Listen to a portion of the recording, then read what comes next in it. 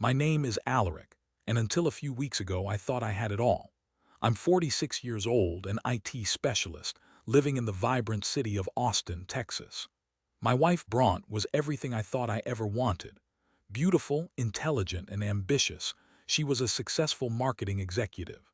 We'd been married for 15 years, and while the spark wasn't as fiery as it once was, I believed we had a solid, loving partnership. We had our routines, our inside jokes, and a comfortable life together. Or so I thought. It started subtly, almost imperceptibly. Brant began working later, claiming increased workloads and important projects. She started taking business trips, attending conferences in different cities. At first, I didn't think much of it. We both had demanding careers, and I understood the need for professional development. But then, I noticed a change in her demeanor. She became distant, less affectionate. Our conversations felt strained, forced. She seemed preoccupied, her mind elsewhere. One evening, while Brant was supposedly at a conference in Dallas, I was scrolling through social media when I saw a post from a mutual friend, Kester. It was a picture of him at a local jazz club, a place Brant and I used to frequent. In the background, I saw a woman who looked strikingly like my wife, laughing and talking animatedly with a man I didn't recognize. The photo was blurry, and I tried to convince myself it wasn't her, but deep down I knew it was. A cold dread washed over me. My heart pounded in my chest and my hands started to shake. I tried calling Brant, but she didn't answer. I sent her a text, asking how the conference was going, but received no reply. That night I barely slept. I tossed and turned, my mind racing with doubts and suspicions. The next morning Brant called, claiming she'd been in meetings all day and hadn't had a chance to check her phone. Her voice sounded strained and her explanation felt rehearsed.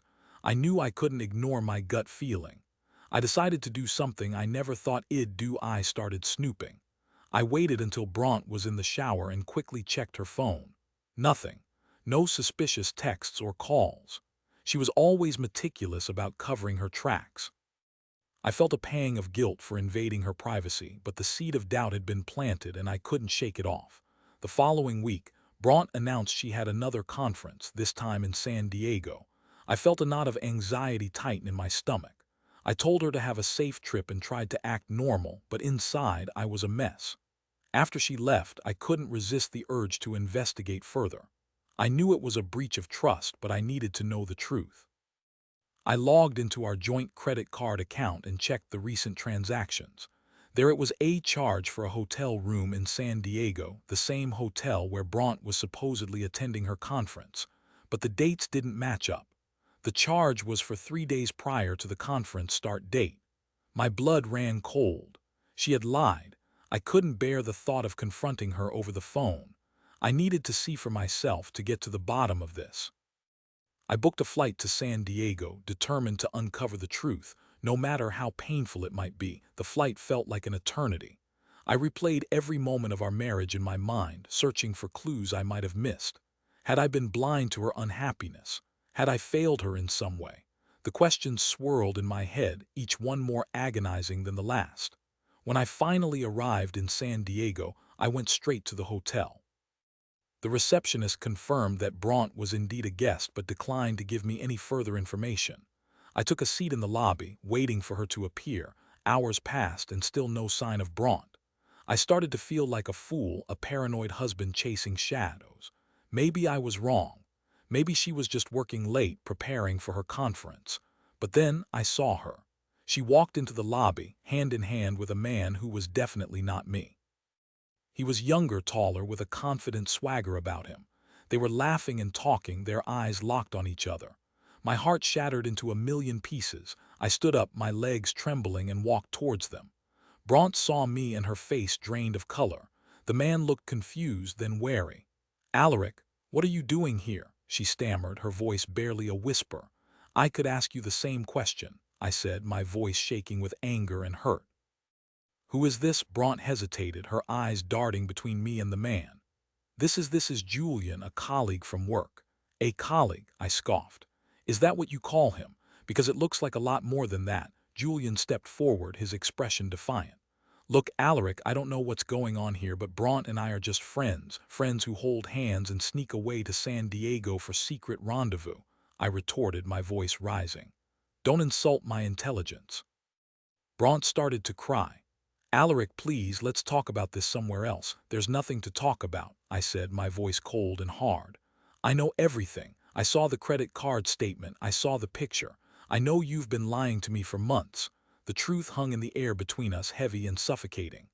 Julian shifted uncomfortably, realizing he had walked into a marital minefield. I didn't know she was married, he mumbled, trying to back away. Of course you didn't, I said, my voice dripping with sarcasm. You just thought she was a lonely businesswoman looking for a little excitement. Bront reached out to me, her eyes pleading. Alaric, I am so sorry. I didn't mean for this to happen. It just happened. I repeated, my voice incredulous. You flew across the country, checked into a hotel with another man, and you expect me to believe it just happened. I couldn't stand to look at her any longer. The woman I thought I knew, the woman I had loved for 15 years, was a stranger to me. I turned and walked away, leaving her standing there with her lover, her lies exposed for all to see. The next few days were a blur. I checked out of the hotel, booked a flight back to Austin, and tried to make sense of what had happened. The pain was unbearable, a deep, gnawing ache in my chest. I felt betrayed, humiliated, and utterly alone. When I got back home, I found Bront waiting for me. She was sitting on the couch, her eyes red and swollen. Alaric, please let me explain, she said, her voice trembling. Explain what? I asked, my voice flat. Explain how you could lie to me, cheat on me, and betray everything we've built together. I know I've made a mistake, she said, tears streaming down her face. But I still love you. I want to make things right. Love me, I scoffed. If you loved me, you wouldn't have done this. You wouldn't have risked everything we had for a cheap thrill. It wasn't a cheap thrill, she said, her voice rising. I was unhappy, Alaric. You were always working, always focused on your career. I felt neglected, unappreciated, so you decided to find solace in another man's arms, I asked, my voice dripping with sarcasm. That's your excuse. That I wasn't paying enough attention to you, it's not an excuse, she said, her voice pleading. It's an explanation. I'm not saying it was right, but I need you to understand why I did it. I looked at her, really looked at her, and saw the truth in her eyes. She was unhappy, yes, but her unhappiness didn't justify her actions. She had made a choice, a selfish, destructive choice, and now she wanted me to forgive her, but I couldn't. The trust was broken, the damage irreparable. I can't do this, Bront, I said, my voice firm. I can't forgive you. I can't pretend this didn't happen. It's over. Bront's face crumpled. No, Alaric, please don't say that. We can work through this. We can go to therapy. We can fix this. There's nothing to fix, I said, my voice weary. You broke it, Bront, you broke us, and I can't put it back together. I filed for divorce the next day. Bront was devastated, begging me to reconsider, but I was resolute. I couldn't stay in a marriage built on lies and betrayal. I needed to move on, to find someone who would value my trust and respect my love. The divorce was messy and painful. Bront fought me every step of the way, trying to salvage what was left of our relationship. But I stood my ground. I couldn't forgive her, and I couldn't forget what she had done. The pain of her betrayal would always be a part of me, a reminder of the fragility of trust and the devastating consequences of infidelity. As the divorce proceedings dragged on, I threw myself into my work. The long hours and demanding projects helped to distract me from the pain and loneliness. I also started exercising again, going for long runs in the park and lifting weights at the gym. Physical activity helped to release the pent-up anger and frustration, and gradually I started to feel stronger both physically and emotionally. One evening, a few months after the divorce was finalized, I received a call from an unknown number. I hesitated before answering, unsure of who it might be. "Hello," I said cautiously. "Alaric, it's Julian," the voice on the other end said. I felt a surge of anger and resentment. "What do you want?" I asked, my voice cold. I wanted to apologize," he said, his voice hesitant.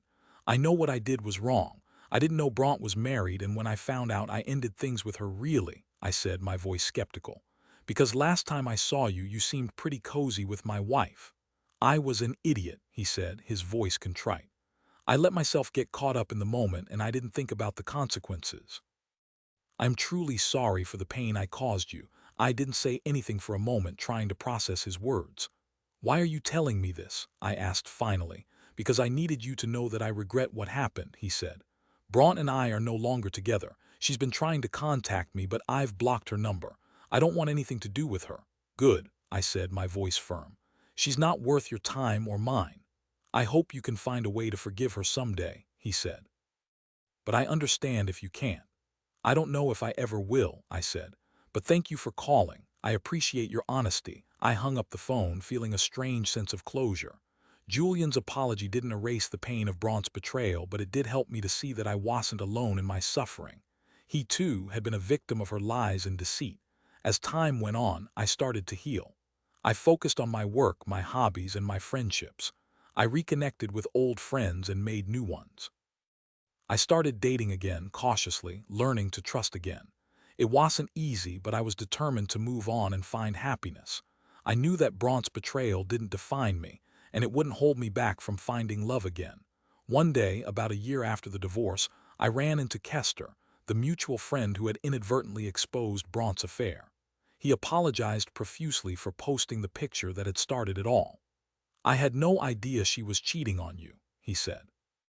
"I just thought she was out with a friend." "It's okay, Kester," I said. "You didn't do anything wrong. If anything, I should thank you. You helped me to see the truth." He looked at me, his eyes filled with sympathy. "How are you doing?" he asked. "I'm doing well," I said, smiling. "I'm happy, healthy, and moving on with my life." "That's good to hear," he said. "I always thought you deserved better than Braun." I chuckled.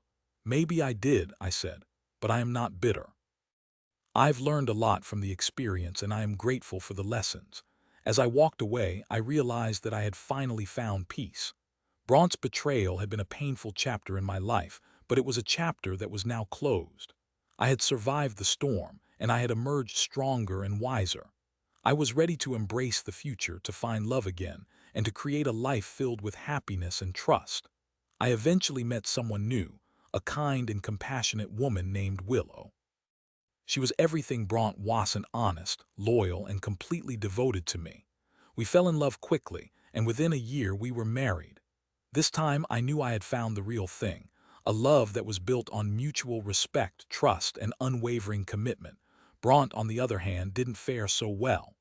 After her affair with Julian ended, she struggled to find another partner.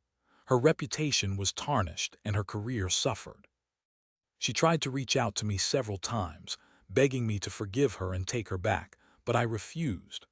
I had moved on, and I wasn't going to let her drag me back into her world of lies and deceit. One day, I received a message from an old colleague of Braun's. He informed me that Braun had been let go from her company due to poor performance and a general lack of trust from her superiors. Apparently, her affair had become public knowledge, and it had damaged her professional reputation beyond repair. I felt a pang of sympathy for her, but I knew that she had brought it upon herself. Her choices had consequences, and she was now facing them. I never saw Braun again, but I heard through mutual friends that she was struggling to rebuild her life. She had lost her husband, her lover, and her career. Her world had crumbled around her, and she had no one to blame but herself. I couldn't help but feel a sense of satisfaction, knowing that justice had been served. She had betrayed me, and in the end she had paid the price. As I sit here today, reflecting on the past, I realize that Braun's betrayal was a turning point in my life. It forced me to confront my own vulnerabilities, to learn to trust my instincts, and to value myself more. It taught me that love is not enough. It must be accompanied by honesty, respect, and unwavering commitment. And it showed me that even in the darkest of times, it is possible to find happiness again. To those of you who have experienced similar betrayals, I want you to know that you are not alone. The pain may seem unbearable, but it will eventually fade. Don't let the actions of others define you. Focus on healing, on rebuilding your life, and on finding someone who will truly appreciate and cherish you. Remember, you deserve to be loved and respected, and you will find it again. Stay strong, stay positive, and never give up on yourself. The best is yet to come. The story of Alaric is a testament to the resilience of the human spirit after experiencing the profound betrayal of infidelity. His seemingly perfect life in Austin, Texas, shatters when he uncovers his wife Braun's affair during what was supposed to be a business trip. The discovery sends Alaric on an emotional roller coaster, leading to a painful confrontation and ultimately, a divorce. As Alaric navigates the aftermath, he grapples with feelings of anger, hurt, and loneliness, but eventually finds solace in his work, friendships, and physical activity. The apology from Brant's affair partner, Julian, brings a sense of closure, and Alaric gradually heals and finds love again with Willow. Brant, on the other hand, faces dire consequences, losing her lover, her career, and ultimately her reputation. Alaric's story serves as a beacon of hope for those who have experienced similar betrayals, reminding them that healing is possible and that a brighter future awaits. Remember, your worth is not defined by the actions of others, and you deserve to find happiness and love again. Thank you for listening.